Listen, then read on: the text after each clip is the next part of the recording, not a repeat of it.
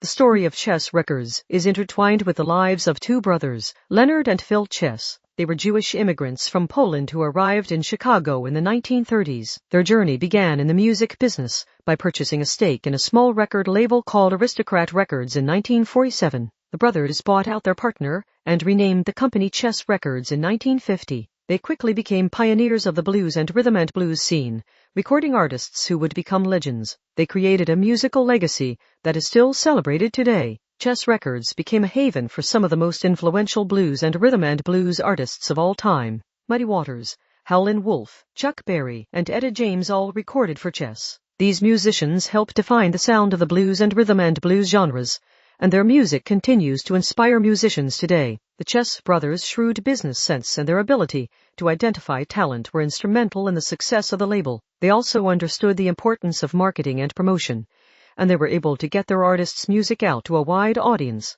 The influence of Chess Records on rock and roll cannot be overstated. Many of the label's artists, including Chuck Berry and Muddy Waters, were early pioneers of the genre, and their music was a major influence on the Beatles and the Rolling Stones. Many songs created by Chess artists were later covered by rock artists, helping to spread the blues and rhythm and blues sound to a wider audience. The Chess Records legacy continues to influence rock music today. Chess Records also played a major role in the rise of soul music. The label signed artists like the Dells, the Flamingos, and Etta James, who helped shape the sound of soul music. The label's success in the soul market helped to establish it as one of the most important record labels in the country. Chess Records was sold to General Recorded Tape in 1969, after the death of Leonard Chess. The label continued to operate for a few years, but it never quite regained its former glory. However, the label's legacy lives on through the artists it signed and the music it produced. Chess Records was a powerful force in American music.